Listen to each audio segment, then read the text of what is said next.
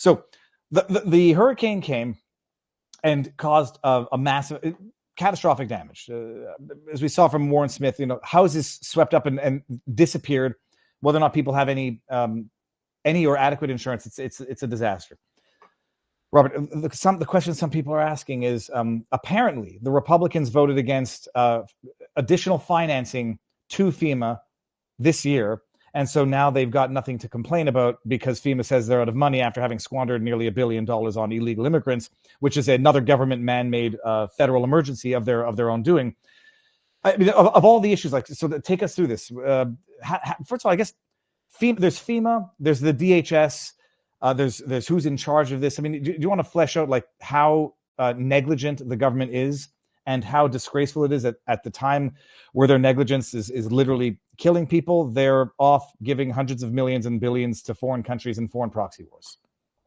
Yeah, FEMA is the subject of many conspiracy theories because of their odd history. So it's not always been known as the Federal Emergency Management Agency. It's had a bunch of different names, and it's been located in a bunch of different agencies within different cabinet secretaries over the years. It didn't get the name of FEMA itself until 1979 by President Carter.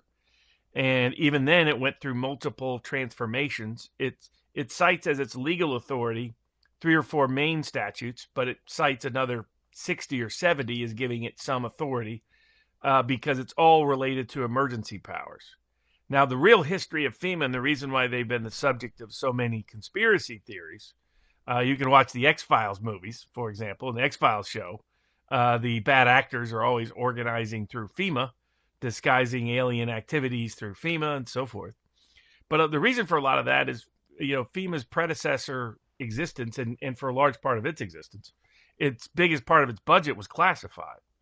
It's to give you an idea, the Dr. Strangelove reference to the underground bunker where everybody's going to live, where one general's character is okay with when he finds out it's going to be 5 women for every man, and that they'll need to be attractive and so forth.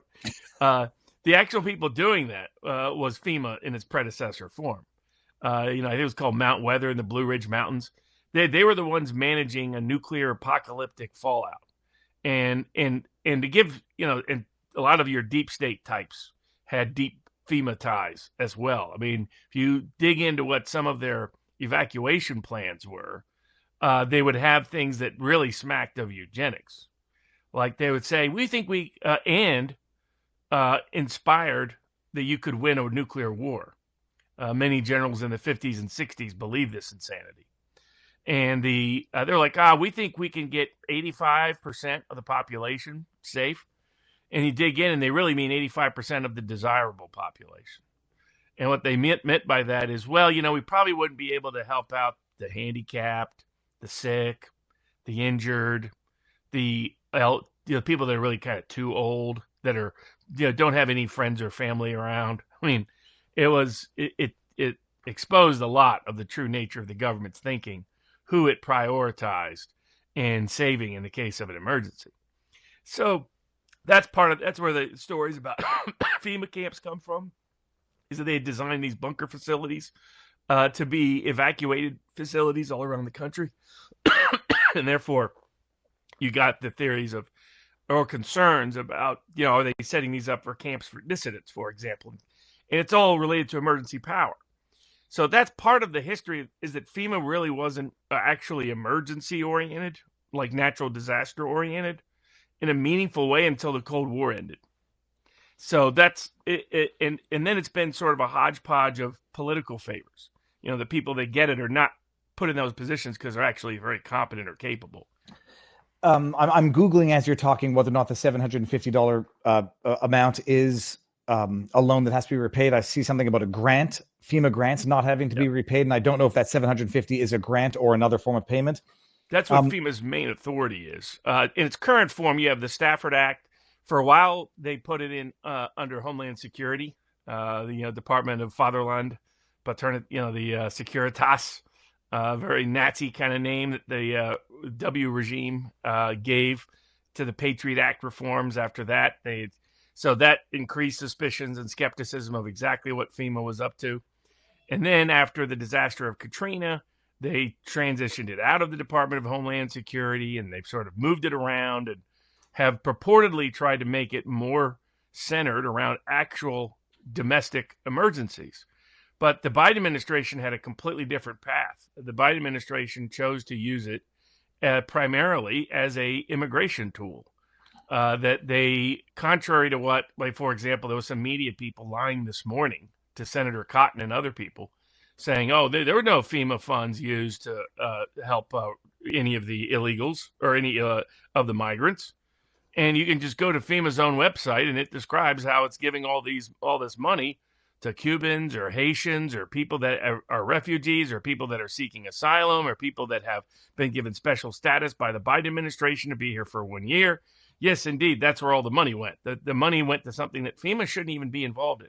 How does migrant relocation have anything to do with an emergency? It shows you how political this agency has long been.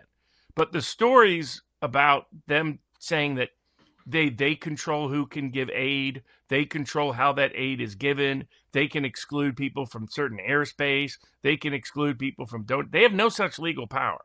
You won't find that power anywhere in any of the statutes. The statute's purpose says over and over again, they are solely to assist and supplement private efforts and local efforts. They are given no authority at all to exclude local or state or private efforts at relief or remedy. They're only even supposed to be called in by an emergency declaration when there's inadequate local and state and private resources available. But they are not given any special authority of declaring a martial law effectively, of having exclusive jurisdiction over responding to any kind of crisis. Their primary role is to give money, and their second, which is grants, and their second role is to help coordinate, help supplement, help complement existing local, state, and private rescuing efforts. So this talk about them, rumors circulating that they're trying to exclude aid from, they have no such legal authority. That, in fact, their obligation is to protect civil rights and civil liberties, and to not be discriminatory themselves in how they behave and handle things. So if you're hearing any of that, it's like the local sheriffs made clear, if anybody was doing that, they would arrest those people because FEMA people have no such authority to do it. The other main thing that FEMA does, aside from create funds for people, is and help coordinate federal resources. For example, that you can enlist private contractors, you can enlist local government workers, you can enlist people from other federal agencies to help coordinate. That's all they're there to do, is to supplement and assist and coordinate and provide grants. They have no other purpose or role. And to the degree they're claiming any such purpose or role, that far exceeds their legal and constitutional authority.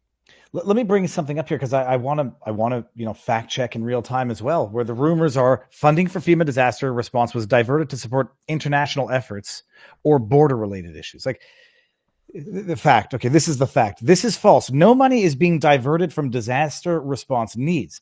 FEMA's disaster response efforts and individual assistance is funded through the Disaster Relief Fund, which is a dedicated fund for disaster efforts. I don't know if that's true or not, but I presume that's true. Disaster Relief Fund money has not been diverted to other non-disaster related efforts. Robert, why do I feel like I'm reading a freaking shell game being played by Bernie Madoff? Because they start off with a straw man argument. No one's saying that funding for FEMA was diverted to international efforts or border issues. They're saying it was used to help immigrants. And there's no doubt about that because FEMA acknowledged it. So they start off with a lie. So a straw man is you take somebody else's argument and you create a fake version of that argument so that you can knock it down, hence a straw man. But it's a fake version of your opponent's argument. It's not the actual argument. This is what so-called fact checkers do all the time. Nobody lies more than fact checkers lie. They create a fake claim that they then rebut, and they then rebut it with a fake argument. So FEMA has designated part of their disaster funds over here. So all the funds that they diverted to immigrants didn't come from the disaster funds because they diverted it before it ever got there in the first place. Ha ha! See, we proved your fact check. These people are such a joke and an embarrassment, and they don't even realize it. They don't even realize that everybody knows they're lying, that the only people who believe them are their own audience, their own crowd, their own liberal media constituency. Nobody else does. And so it's just nonsense. You can go to FEMA's own site, and FEMA identifies that they're helping refugees. They're funding all these people that the Biden administration has brought in, Haitians, Cubans, asylum seekers, refugee seekers, etc. That all that relocation that happened in places like Springfield, Ohio, is being funded by the Biden administration through congressionally authorized resources to FEMA. And FEMA's not supposed to be in the immigrant resettlement business. But the Biden administration chose to, and that's where all the money went. What's amazing thing is they make up the lie, they fact check the lie, and then in separate articles from propaganda media, they have to acknowledge the lie. Mayorkas warns of low funds for hurricane relief after FEMA spends $690 million on migrant crisis. And their liar of an answer is going to be, well, we didn't spend that $700 million from the disaster relief fund. We spent that from the aggregate budget. So therefore, when we say we didn't take it from this pot, we took it from this pot, but now we don't have any money left for you guys. Well, so it wasn't a lie. It wasn't diverted to international border, whatever the hell they call it. Yale University was doing this when I was there, about that they claim they were not diverting money meant for financial aid to special pet projects that the donors had not authorized. And what they were doing is they would raise money on the phone and elsewhere saying, hey, we really need help for financial aid. Can you send money in? And if the person's check didn't say exclusive to the financial aid fund, they took it and funded the other projects. And they said, well, we didn't take anything from the financial aid fund. I mean, it would be called embezzlement if you did it anywhere else. I mean, that's what they've done. They've embezzled funds meant by Congress to be available for disasters and gave it to people who are not even American. And Harris announced during the middle of all this that she was going to send a bunch of money, over $100 million, to the country of Lebanon, while the Biden administration and the Harris administration are still not helping out there in North Carolina with this disaster. VP, the people of Lebanon, can you imagine she tweeted this out yesterday? The people of Lebanon are facing an increasingly dire humanitarian situation. I am concerned about the security and well-being of civilians suffering in Lebanon and will continue working to help meet the needs of the civilians there. To that end, the United States will provide nearly $157 million in additional assistance to the people of Lebanon for essential needs such as food, shelter. It can't be an accident that she does this while people are literally dying in North Carolina. This additional support brings the total of assistance to over the last year to $385 million to support them for the consequences of the $8 billion in foreign aid to Israel, plus the $4 billion or whatever goes to the Palestinian side. I swore last night. I said, "Fuck you, North Carolina, Kamala Harris." Fact check. She didn't actually say that. It cannot be an accident that she would do that at that time with that wording. They're struggling for shelter, food, etc. And here's $150 million, but $750 and you'll get more of it later. Well, you have David Axelrod admitting that from a Democratic perspective, the people that are impacted by this, that are democratically aligned voters around Asheville, they have confidence will find a way to vote, while they believe the very Republican-leaning rural voters won't. So, I mean, it's not just diversion of American money to foreign sources and to immigrants.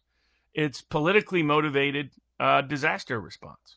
And if this was Trump, it'd be news 24/7 on every major news broadcast station. Instead, they're trying to suppress all existence of it and barely discuss it. Contrast the media's coverage of Katrina with the coverage of this hurricane. It's incredible. It's just like the Maui coverage that disappeared once Democrats did such a shoddy job of responding to it. It was celebrity fundraisers. They had marathons going, marathon events where, was it Kanye or was it? Yeah, it was Kanye. It was Bush Kanye and care about white people. Black people. Black people. I mean, yeah. And who's the actor? Austin Powers. Mike Myers. Michael Myers was next to him when Kanye went off. But check this out. I'm going back to the NBC article, or is that NBC or CBS? It's NBC. The agency has spent $690.9 million this year to, quote, enable non-federal entities to offset allowable costs incurred for services associated with non-citizen migrant arrivals in their communities, end quote. According to FEMA's fiscal 2024 awards, Texas governor slammed. They tell you it's not happening, but it didn't come out of the disaster relief fund. It just came out of the aggregate budget. They tell these things that are just classic lies. That they're in the name of fact checking, they're the biggest liars on the planet. And again, when they've been sued, courts have acknowledged this by saying they're not actually stating facts or checking facts. That's why they've been immune from suit, because they said nobody reasonable would interpret these people as actually engaged in what they say they're engaged in. I remember. What else? I mean, what else about FEMA so that we can fully... Well, just anybody out there that FEMA has no legal authority to tell you can't try to help the people of North Carolina. So don't let any false statements or claims that are coming out concerning that deter you from helping out in North Carolina. Elon Musk is directly assisting in North Carolina. Dr. Phil is directly assisting in North Carolina. Range and Eastern Tennessee, up in the Appalachian part. It didn't hit much in Chattanooga, my hometown. That's in the southeast corner. It was much more in the mountains up in the northeastern, the Smoky Mountains.